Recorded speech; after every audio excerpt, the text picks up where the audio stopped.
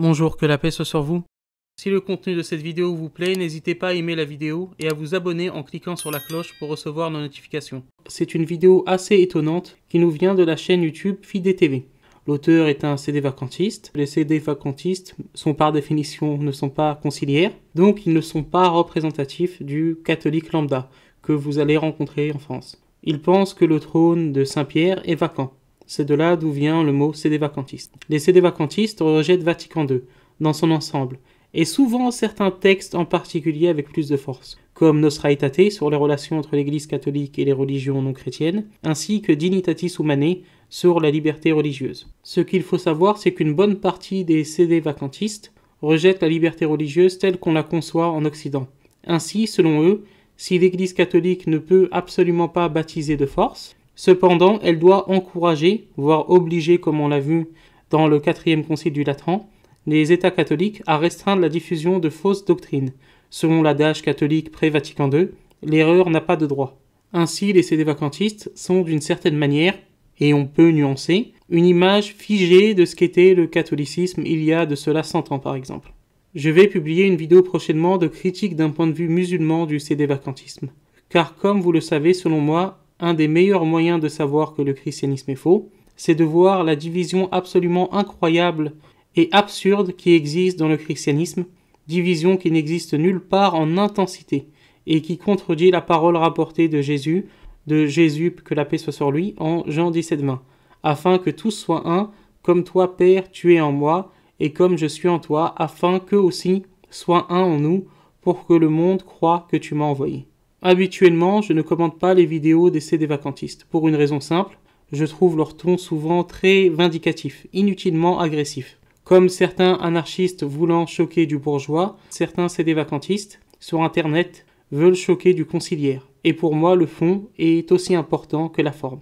Une forme respectueuse est bien plus agréable à écouter. Cependant, je dois avouer que la chaîne Fidé TV fait preuve d'une certaine pédagogie, parfois même d'une certaine courtoisie, qui fait que j'arrive bien plus à regarder leurs vidéos, et ceci est appréciable. Cependant, cette courtoisie disparaît totalement lorsqu'il s'agit de l'islam.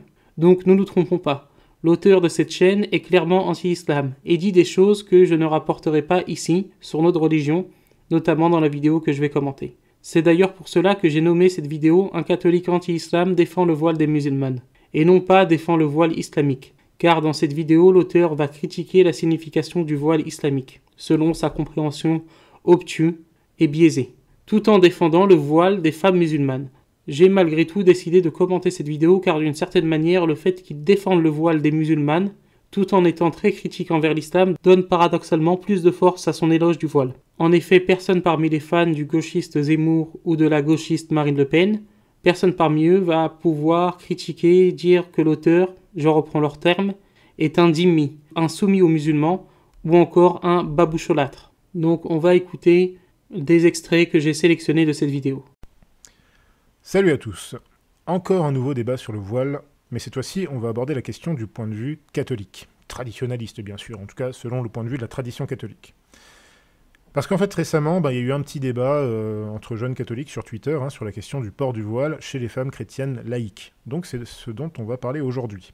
Et je précise bien les choses, nous allons parler ici du port du voile chez les femmes catholiques laïques. On ne va pas parler du port du voile chez les femmes consacrées, c'est-à-dire les religieuses. On va un petit peu, vite fait, aborder la question plus tard, mais vraiment succinctement. On va vraiment parler ici du port du voile chez les femmes catholiques laïques.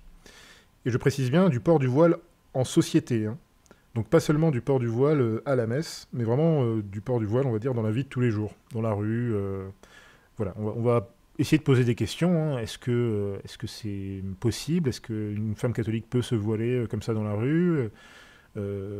Est-ce qu'elle peut le faire ou est-ce qu'elle peut pas le faire? Si oui, pourquoi? Sinon, pourquoi? Etc., etc. On va en parler, on va répondre à toutes ces questions, bien sûr, à l'appui de l'histoire, du christianisme, à l'appui de l'avis des pères, des docteurs, du droit canon, de la théologie morale, etc., etc., vous connaissez. Et comme vous le savez, le Fidéposte s'est fait connaître, en tout cas certains d'entre vous le savent peut-être, mais le Fidéposte s'est fait connaître il y a 5 ans, notamment par de nombreux articles qui abordaient justement le voile chrétien. Donc on a pris énormément la défense en fait du port du voile chrétien. Nous défendons effectivement le droit des catholiques et des femmes catholiques à porter le voile en société. tout simplement parce que c'est une pratique qui a toujours été... c'est quelque chose qui a toujours été pratiqué en fait par les femmes chrétiennes depuis les débuts du christianisme. Et je dirais même plus depuis en fait... on va voir que ça remonte très loin, hein, ça remonte à la Genèse. Et on n'a pas été les seuls dans ce cas-là. On n'est pas les seuls. Il y a aussi nos amis de Radio Regina, qui eux aussi ont régulièrement pris la défense du port du voile chrétien à de nombreuses occasions. D'ailleurs, on en avait même fait une émission avec Yannick et Théodon, je crois il y a 1 ou 2 ans, dans laquelle nous rappelions que les pères et les docteurs de l'Église, comme saint Thomas d'Aquin, eh bien, eux, ils sont tous en faveur du port du voile chrétien en société. Et même avant nous, il y avait aussi quelques autres sites catholiques traditionnalistes qui avaient aussi défendu cette position, notamment le site La Question et aussi le site La Femme catholique. Alors, moi, j'avais écrit cette série d'articles à l'époque pour plusieurs raisons. Tout d'abord, je trouvais qu'il y avait presque pas de sources à l'époque, en fait, en français, qui abordaient la question de façon sérieuse. Il y avait quelques sources, mais c'était souvent alors des théologiens, surtout des théologiennes modernistes, qui abordaient un petit peu l'histoire du voile chrétien, mais voilà, toujours effectivement avec une espèce d'approche comme ça, non seulement moderniste, mais un petit peu aussi féministe. Sinon, il y avait aussi d'autres livres, mais qui étaient en fait écrits souvent par des gens qui n'étaient des historiens, mais qui n'étaient pas chrétiens, en fait, des gens qui n'étaient pas catholiques. Donc c'était intéressant d'un point de vue documentaire, mais voilà, c'était pas convenable, puisque c'était pas des catholiques qui écrivaient tous ces trucs-là. Et alors qu'à l'inverse, dans le monde catholique traditionnaliste anglophone, là, il y avait beaucoup plus de sources sur cette question du voile, et beaucoup de gens aussi qui défendaient aussi, des catholiques tradis de langue anglaise, qui défendaient le port du voile. Donc moi je me suis dit, il faut quand même qu'on ait aussi, nous en langue française, à disposition quelques études à ce sujet. Donc c'est pour ça que j'avais fait ces articles. Alors deuxièmement, il y avait aussi autre chose qui m'avait motivé, c'est que je constatais, et je constate toujours, que d'une façon générale, le discours de la droite, on va dire libérale conservatrice, eh bien ce discours-là, il est de plus en plus libertaire, année après année, libertaire sur le plan des mœurs. On va en parler. Je remarquais notamment qu'il était assez curieux, je trouvais qu'il était assez curieux que beaucoup de ceux qui se réclament justement de l'identitarisme, de l'identité européenne, de l'identité française, etc., bien souvent, ces gens-là, en fait, combattent le port du voile. Pour une raison évidente, c'est que pour eux, le voile, c'est forcément identifié automatiquement à l'islam. Ils n'arrivent plus, si vous voulez, à séparer les choses de ce point de vue-là. Pour eux, voilà, une femme voilée, c'est forcément islam.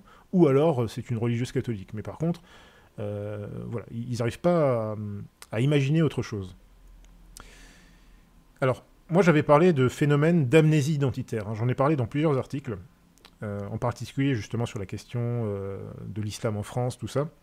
Voilà, je parle d'amnésie identitaire. Parce que pour avoir étudié justement personnellement longuement l'histoire de la mode, l'histoire de l'esthétique, l'histoire de la chrétienté en général depuis les temps antiques, je me disais, c'est quand même assez curieux pour des identitaires, des gens qui prétendent défendre l'identité, parfois même l'identité chrétienne de la France, ou judéo-chrétienne, comme ils disent. Je trouvais ça quand même bizarre d'être autant acharné contre non seulement le voile, mais même en fait la modestie, la pudeur vestimentaire, parce que en fait, tous nos ancêtres catholiques, des temps les plus reculés jusqu'à des temps très récents, pratiquaient non seulement le port du voile, mais aussi la pratique d'une certaine modestie vestimentaire. Bon, je trouvais ça quand même curieux pour des identitaires. Voilà, on va en parler.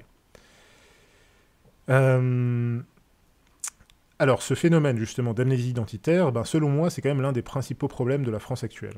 Et bien sûr, ça dépasse de loin la seule question du voile. Ça dépasse de loin cette question. Et donc, le problème de la droite française actuelle, c'est qu'elle s'inscrit en fait très majoritairement dans le cadre de l'héritage de la France révolutionnaire. C'est un gros problème.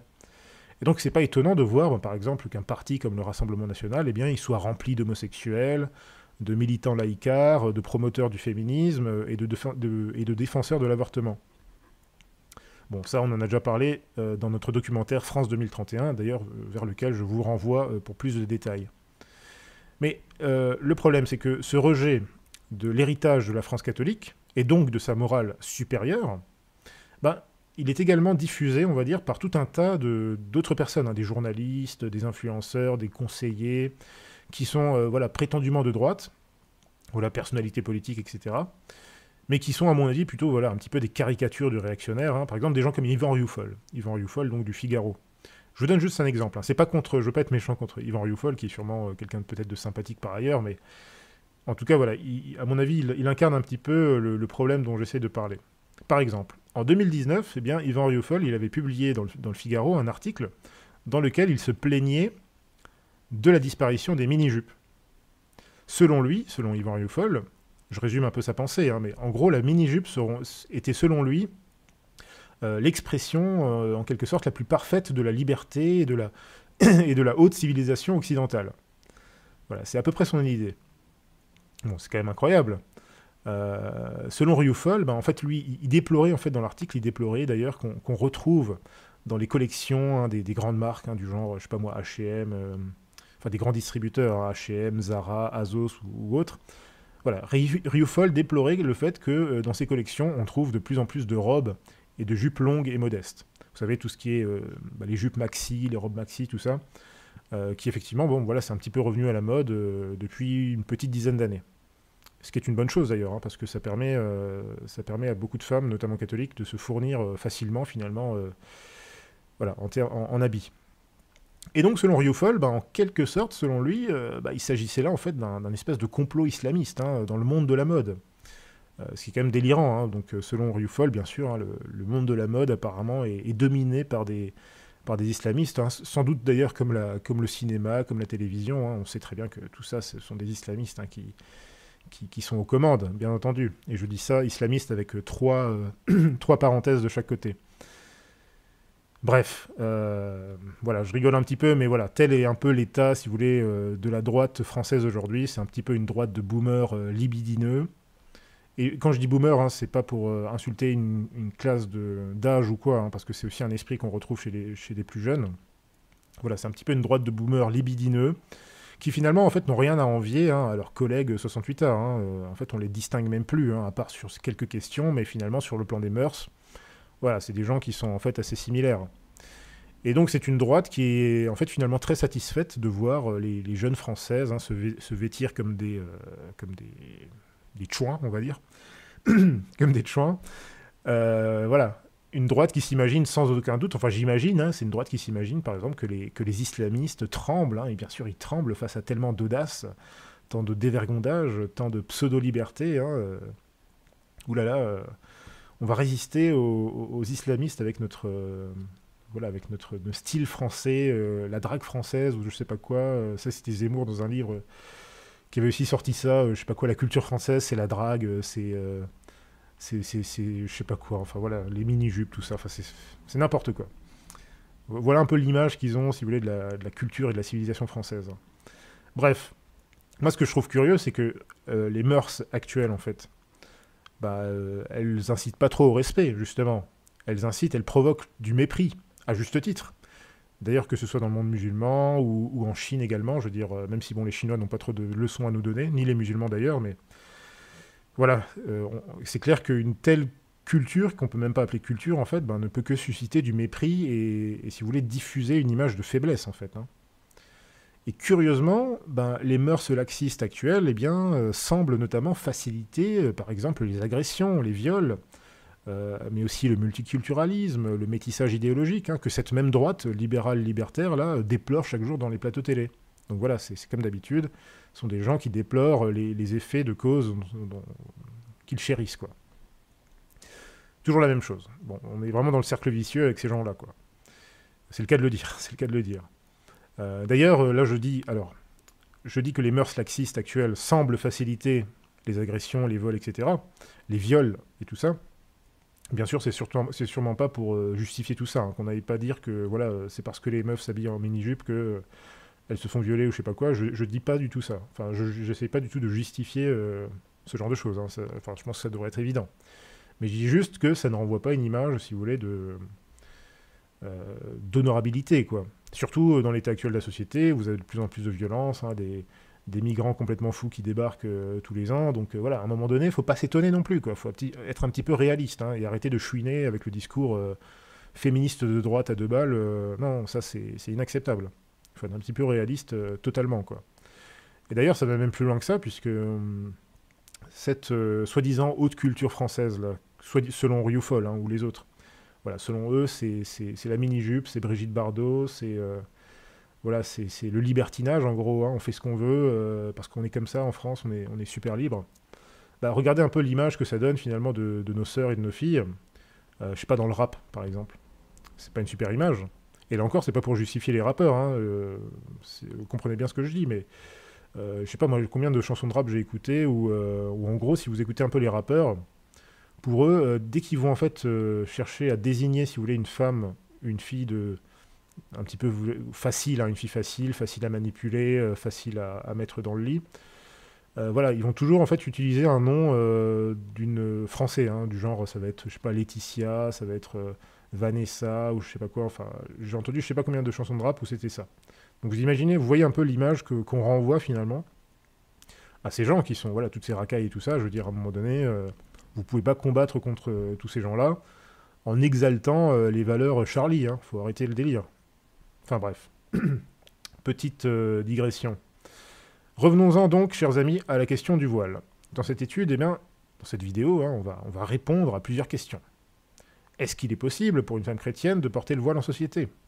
Est-ce que c'est une obligation? Ou est-ce que c'est juste réservé à la messe?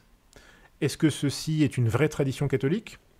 Ou est-ce que les femmes qui agissent ainsi de nos jours ne cherchent que à imiter les musulmanes? D'autres questions comme est-ce qu'il est vrai que les femmes catholiques françaises portaient le voile en société jusque dans les années 50, 60, enfin en tout cas avant Vatican II? Est-ce que le port du voile en société est compatible avec l'identité européenne? Question très importante. Et d'ailleurs, on va commencer par une question qui, à mon avis, est la plus importante, bien sûr. Hein. Quelle est l'origine et quelle est la symbolique du voile chrétien, finalement? Ça, c'est très important. Alors, comme vous le savez, d'ailleurs, en parlant de ça, vous savez que les religieuses, eh bien, qui consacrent leur vie à Dieu en entrant en religion, eh bien, on les appelle les épouses de Jésus-Christ. Et on les appelle comme ça parce qu'elles imitent, de cette façon, la perfection et la fidélité de l'Église, qui est donc l'épouse immaculée, toujours fidèle, du Seigneur Jésus-Christ. C'est d'ailleurs pourquoi l'Église est indéfectible, je le dis au passage. Et c'est pourquoi le voile des religieuses, qu'elles portent vraiment en permanence, dès qu'elles sortent de leur cellule, voilà, elles portent le voile, eh bien c'est pourquoi le voile des religieuses symbolise leur consécration et leur assujettissement direct à leur époux mystique. Cependant, beaucoup aujourd'hui d'ailleurs croient que pour cette raison, le voile porté en société ne conviendrait pas au fait aux femmes laïques catholiques, que ce serait juste pour les religieuses. Eh bien, ceci, on va le voir, c'est une erreur. C'est une erreur d'ailleurs qui est contredite par toute l'histoire de la mode catholique, mais aussi par la Sainte Écriture. Car en effet, pour ce qui est des femmes catholiques, eh bien, l'origine du voile des femmes laïques, donc chrétiennes, eh bien, se trouve directement dans le Nouveau Testament. Plus précisément, dans l'épître de Saint Paul aux Corinthiens, dans 1 Corinthiens 11, du verset 3 au verset 16, que je vais lire maintenant. Citation. « Je veux cependant que vous sachiez que le chef de tout homme, c'est le Christ, et que le chef de la femme, c'est l'homme, et que le chef du Christ, c'est Dieu. Tout homme qui prie ou qui prophétise la tête couverte déshonore sa tête. Toute femme qui prie ou qui prophétise la tête non voilée déshonore sa tête. Elle est comme celle qui est rasée. Si une femme ne se voile pas la tête, eh bien qu'elle se coupe les cheveux. Or, s'il est honteux à une femme d'avoir les cheveux coupés ou la tête rasée, eh bien qu'elle se voile. L'homme ne doit pas se couvrir la tête, parce qu'il est à l'image de la gloire de Dieu, tandis que la femme est la gloire de l'homme. Très important. La femme est la gloire de l'homme. En effet, l'homme n'a pas été tiré de la femme, mais la femme a été tirée de l'homme. Et l'homme n'a pas été créé pour la femme, mais la femme a été créée pour l'homme. C'est pourquoi la femme doit, à cause des anges, avoir sur la tête un signe de sujétion. Toutefois, ni la femme ne peut être sans l'homme, et ni l'homme ne peut être sans la femme, dans le Seigneur. Car si la femme a été tirée de l'homme, l'homme, lui aussi, eh bien, il naît de la femme, et tout ceci vient de Dieu. Jugez-en vous-même. Est-il bien séant qu'une femme prie Dieu sans être voilée? La nature elle-même ne nous enseigne-t-elle pas que c'est une honte à un homme de porter les cheveux longs, tandis que c'est une gloire pour la femme qu'une longue chevelure, parce que la chevelure lui a été donnée en guise de voile?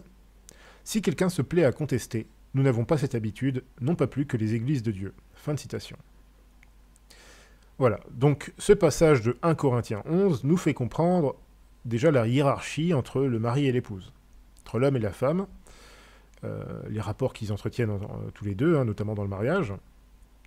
Mais ceci nous fait aussi comprendre le rapport de sujétion naturelle, donc, entre le roi et la reine du foyer, donc l'époux et l'épouse. Premièrement, saint Paul nous dit qu'il ne convient pas qu'une femme prie la tête non voilée. Et ceci explique pourquoi toute femme catholique doit normalement être voilée à la messe. Et ceci d'ailleurs est explicitement enseigné dans le droit canon, hein, je le rappelle aux uns et aux autres.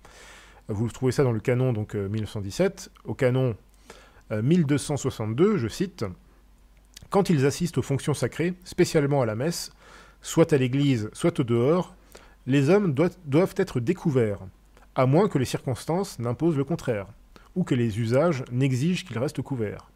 Mais quant aux femmes, elles doivent avoir la tête couverte et être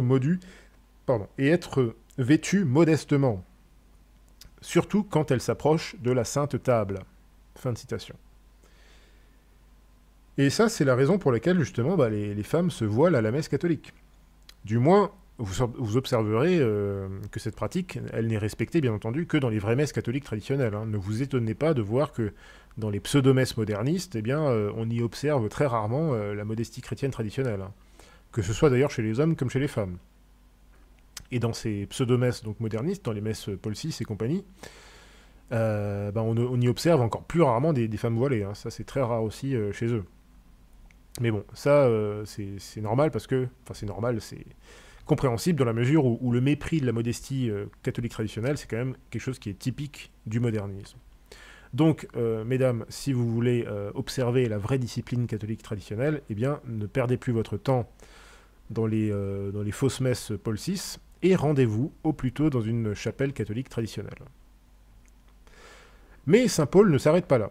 Saint Paul nous dit aussi que, je cite, hein, donc la femme doit, à cause des anges, avoir sur la tête un signe de sujétion. Alors qu'est-ce que ça signifie cette phrase qui est un petit peu mystérieuse? Parce que, à la lecture de 1 Corinthiens 11, eh bien, on pourrait avoir des avis un petit peu ambivalents. Les uns, par exemple, pourraient penser que finalement, en fait, le voile n'est nécessaire que dans le cadre de la prière ou donc de la messe.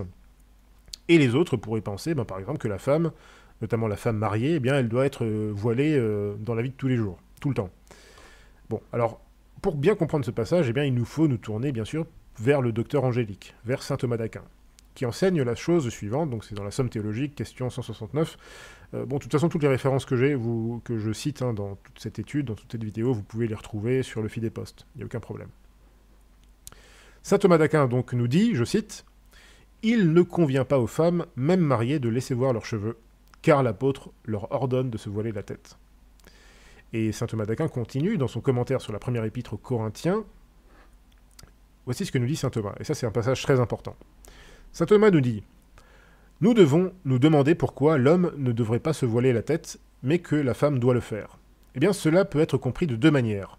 Premièrement, parce qu'un voile posé sur la tête désigne le pouvoir d'un autre sur la tête d'une personne existant dans l'ordre de la nature. Je répète, pourquoi est-ce que la femme doit se voiler? Premièrement, parce qu'un voile posé sur la tête désigne le pouvoir d'un autre sur la tête d'une personne existant dans l'ordre de la nature.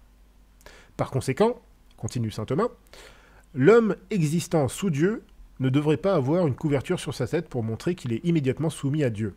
Mais en revanche, la femme devrait porter une couverture pour montrer que, en plus de sa sujétion à Dieu, elle est naturellement soumise à un autre, en l'occurrence son mari.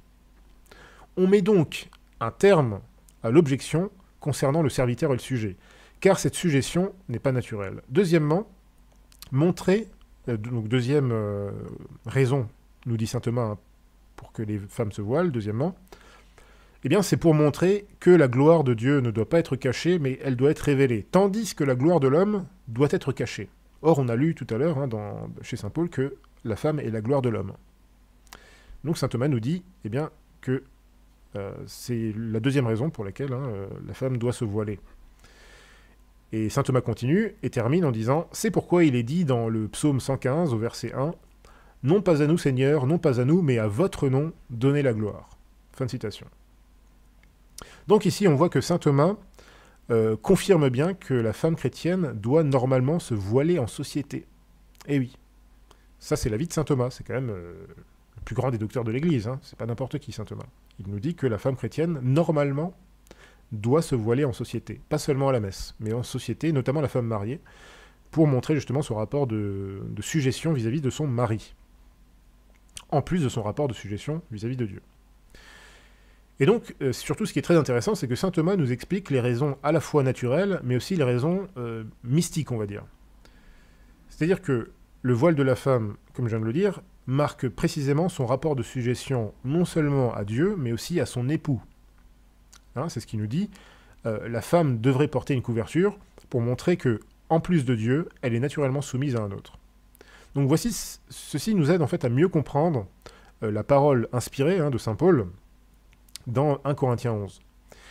Et saint Thomas, donc comme on l'a lu, conclut en plus en affirmant que montrer que la gloire de Dieu... il conclut justement en affirmant que la deuxième raison voilà, pour que la femme, qui explique pourquoi la femme doit se voiler, c'est que eh bien, la gloire de Dieu ne doit pas être cachée, mais elle doit être révélée, tandis que la gloire de l'homme doit être cachée. Et ici, c'est là que nous devons comprendre la très très grande noblesse en fait du voile chrétien, et le privilège immense d'ailleurs qu'a reçu la femme chrétienne à cet égard. Il ne faut pas penser que le catholicisme, c'est pas l'islamisme, c'est pas non plus le paganisme antique, c'est une religion qui a libéré l'homme aussi bien que la femme.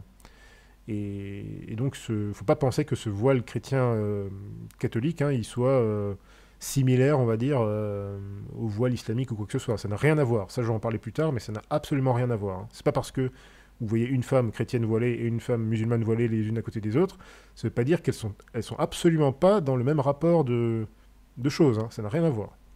Parce qu'en effet, nous sommes malheureusement dans une époque...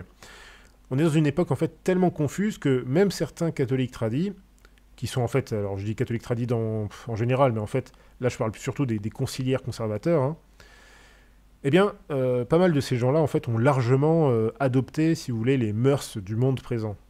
Au moins, j'ai envie de dire, dans l'état d'esprit. C'est un petit peu comme les identitaires amnésiques, là. Si vous voulez, ils ne voient plus dans le voile autre chose qu'un signe de l'islam. Pour eux, ils voient une femme voilée, c'est forcément une musulmane, et donc c'est forcément mauvais. Voilà. Et quelque part, c'est vraiment une... Enfin, moi, je trouve que c'est une honte, en fait. C'est vraiment une honte de penser comme ça. Parce que, non content de se soumettre à l'esprit de ce monde païen, eh bien, en plus de ça, ils se laissent pitoyablement voler l'honneur de notre héritage chrétien, à cause, sous prétexte de la présence massive de musulmans en France. Mais moi, j'ai envie de dire, et alors ? Et alors ? Il y a des musulmans en France, et alors je vois pas en quoi c'est une excuse, parce que sinon, là, on pourrait excuser plein d'autres choses. Je sais pas, les musulmans, ils prient, donc il faut pas prier. Enfin, je sais pas, j'exagère un peu, mais vous voyez le truc. C'est pas parce que les musulmanes se voilent que nous, on devrait abandonner ce qui a été notre tradition. D'ailleurs, on va en parler de tout ça, parce que on a aussi à répondre à la question, justement, de l'islam. Vous allez voir que c'est très important, donc restez bien branchés. Bon, d'ailleurs, ce qui est intéressant, c'est que déjà en son temps, Tertullien, donc qui vivait dans l'Antiquité chrétienne, eh bien, il observait aussi des réactions similaires chez certains païens, surtout chez certaines païennes très mondaines, qui osaient reprocher aux chrétiennes le fait que les chrétiennes portaient le voile, et que les chrétiennes recherchaient de la modestie, de la simplicité, de la décence vestimentaire.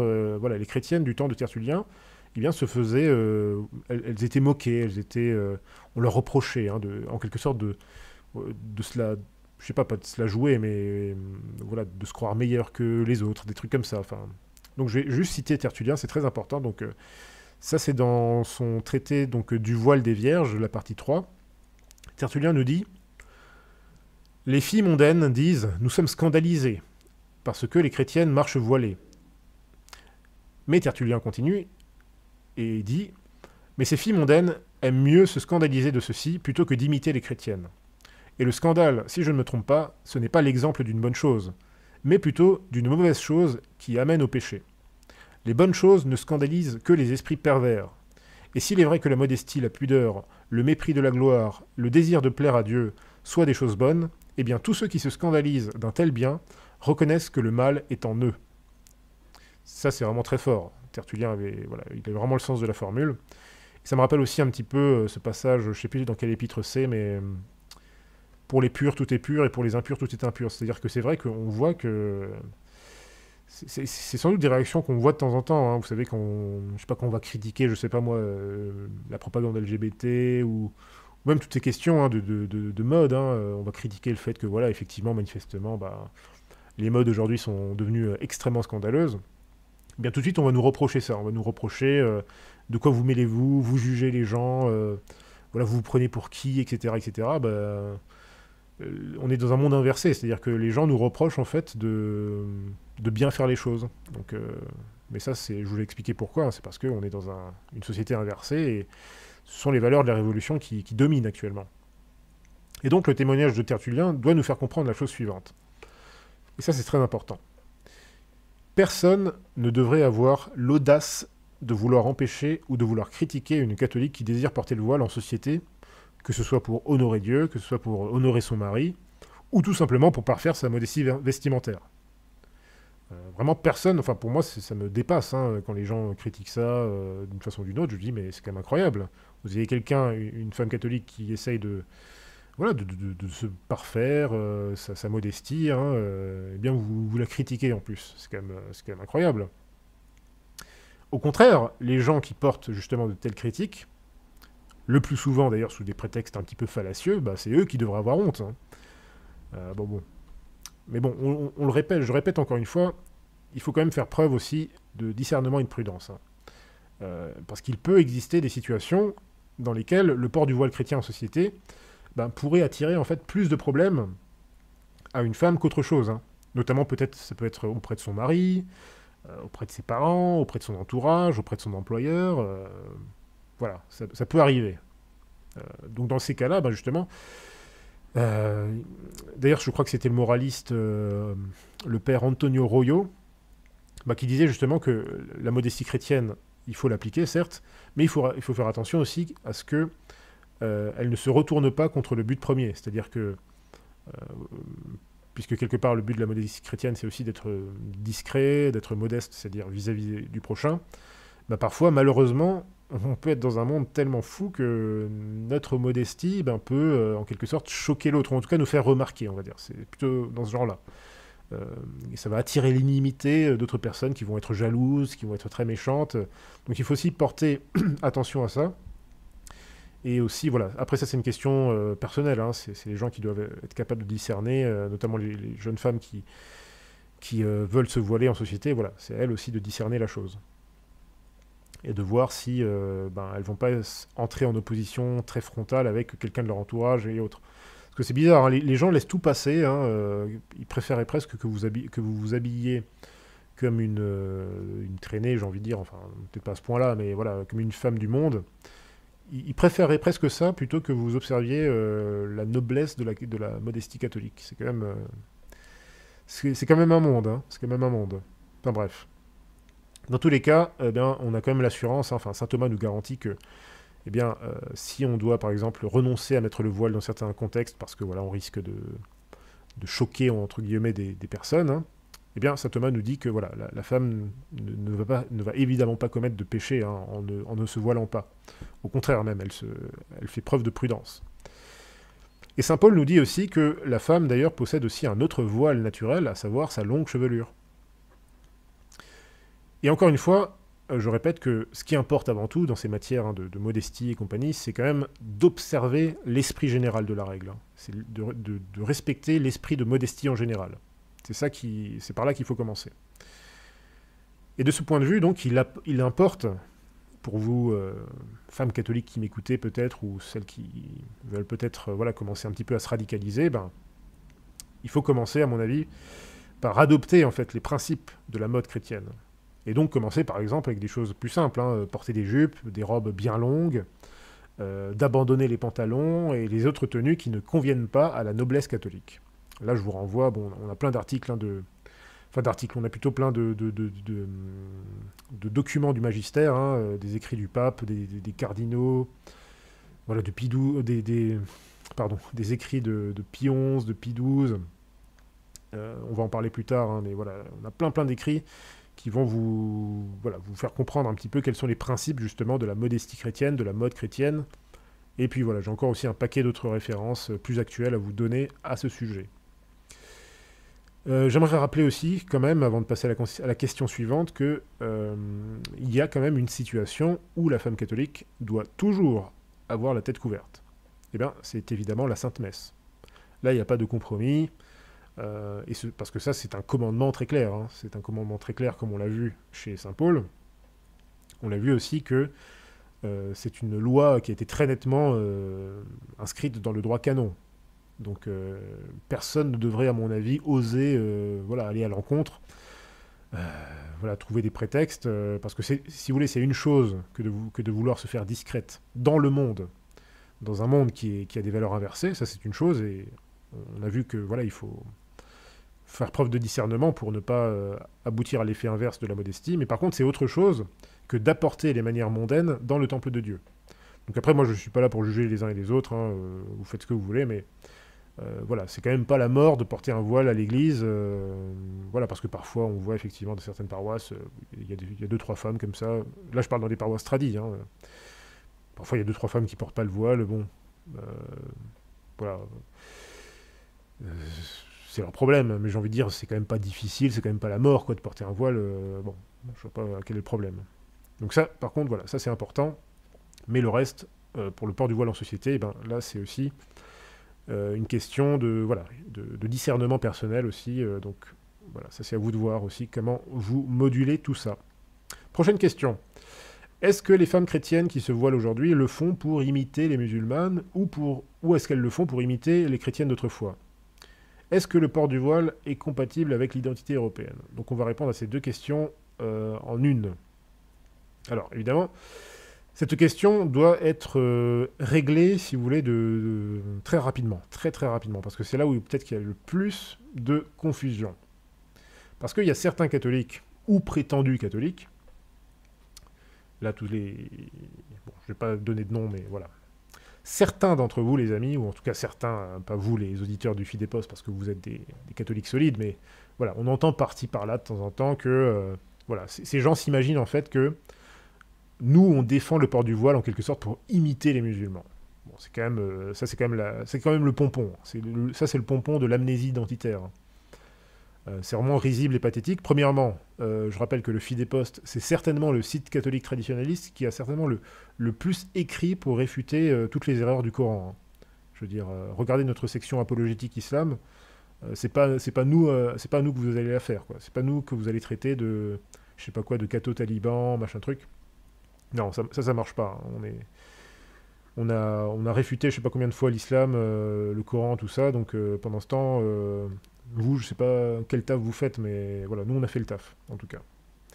Bon, deuxièmement, donc comme je le disais, là encore, face à cette position, hein, donc de penser que les femmes chrétiennes qui veulent porter le voile veulent forcément imiter les musulmanes, ou les catholiques qui défendent le port du voile, en fait veulent juste imiter les musulmans, là encore, on est face à une manifestation de l'amnésie et de la défaite identitaire d'une certaine partie des Français et des Européens. Parce que tout d'abord, il faut rappeler aux uns et aux autres que nos aïeuls, les femmes de l'ancien Israël, de même que nos autres aïeuls, c'est-à-dire les femmes de la chrétienté, eh bien, elles ont toujours porté le voile. Elles ont toujours porté le voile. Et elles ont toujours observé la modestie chrétienne traditionnelle. Vous voyez par exemple la Très Sainte Vierge. Regardez Sainte Anne. Regardez Sainte Élisabeth. Regardez Sainte Clotilde. Regardez Blanche de Castille, etc., etc. Je peux vous en donner des centaines et des centaines comme ça. Elles portaient toutes le voile. Et elles respectaient toutes les codes de la modestie mariale. Celle qui convient justement à la noblesse chrétienne. Ça aussi, je vais revenir beaucoup sur la question de noblesse, hein, dans l'habillement. Hein. Ainsi donc, les chrétiennes donc, qui ont porté le voile longtemps, avant qu'on entende parler de l'islam, eh bien, elles l'ont porté aussi très longtemps après qu'on ait entendu parler de l'islam. Ce que je veux dire par là, c'est qu'on n'a pas attendu l'islam pour porter le voile, hein, dans la chrétienté. Ça, faut arrêter. Je veux dire, les gens sont aujourd'hui matrixés par la présence des musulmans, qui est certes, la présence de l'islam qui est vraiment certainement pénible, que ce soit en France ou ailleurs, parce que c'est une fausse religion. Mais voilà, ça n'a rien à voir avec le fait que des chrétiennes veulent se voiler. C'est complètement stupide de penser comme ça. D'ailleurs, pour vous en convaincre du fait que on n'a pas attendu la fausse religion de Mohamed pour que les chrétiennes portent le voile, regardez un petit peu les peintures qu'on retrouve dans les catacombes de Rome. Peintures qui datent de la fin du IIe siècle. Hein. C'est fin du IIe jusqu'à la première moitié du IVe siècle. Donc des peintures vraiment de l'Antiquité chrétienne. Eh bien, regardez ces peintures, eh bien, elles nous montrent toutes les premières chrétiennes, les premières catholiques romaines. Eh bien, toutes ces catholiques romaines, elles portent le voile. Voilà, dont acte. Et c'est d'ailleurs justement à cette époque que saint Augustin, la gloire de l'Afrique, enseignait, je cite, « Il ne convient pas que les femmes, même celles qui sont mariées, laissent voir leurs cheveux. L'apôtre veut qu'elles soient voilées. » Voici ce que nous disait saint Augustin. Et on voit que ici, saint Thomas en fait a repris quasiment mot pour mot saint Augustin. Voilà ce que nous disait saint Augustin à cette époque. Donc on n'a pas attendu l'islam ou je sais pas quoi.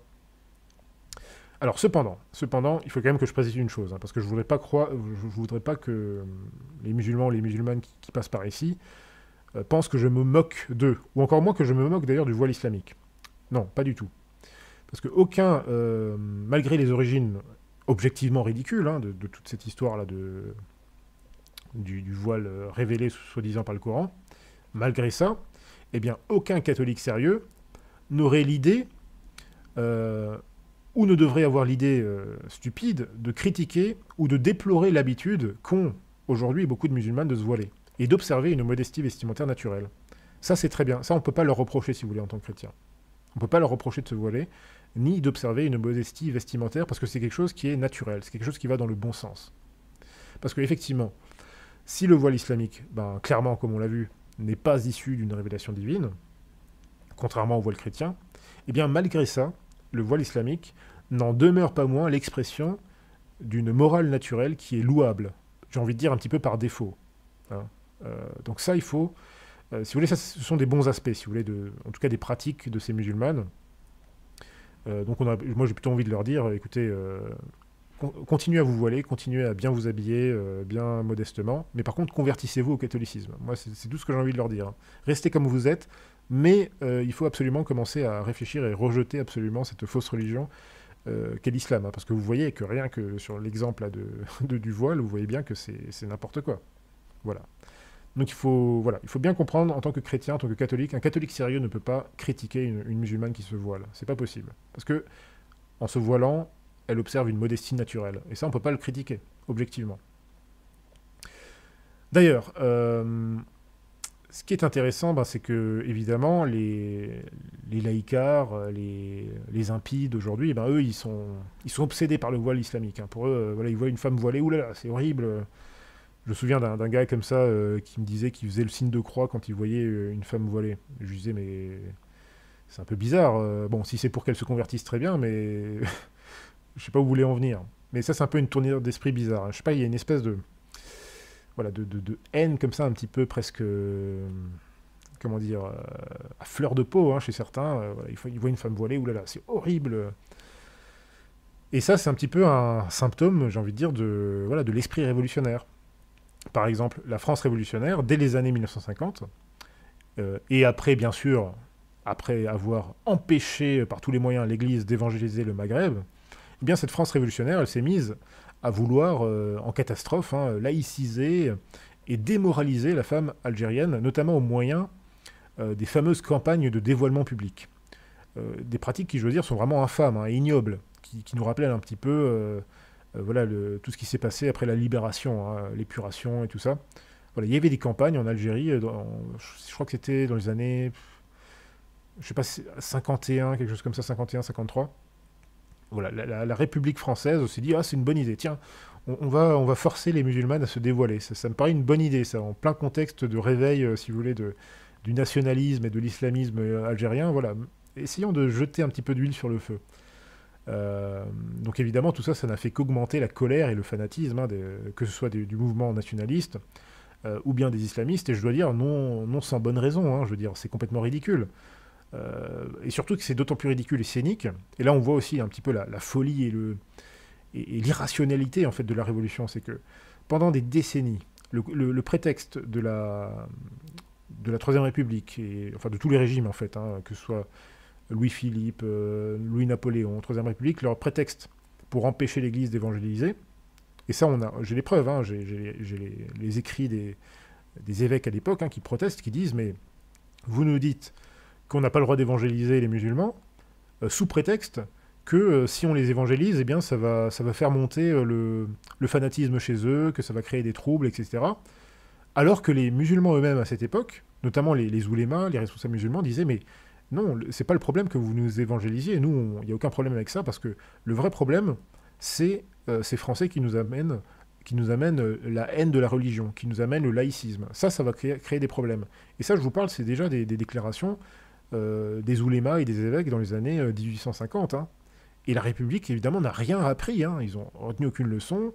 Ils ont empêché l'Église d'évangéliser. Et dans les années 50, eh ben, là, ils se sont mis, il faut dévoiler les musulmans, il faut provoquer, hein, parce que ça... On ne sait même pas, en fait, pourquoi ils faisaient ça. On ne sait même pas à quoi ça servait. Et évidemment, ça a vraiment réveillé, là, ça les a bien énervés, les Algériens. Et franchement, je ne peux pas dire qu'ils n'avaient pas raison. Hein, ils avaient raison là, sur ce point-là. Ce que l'auteur dit est très pertinent à plusieurs niveaux.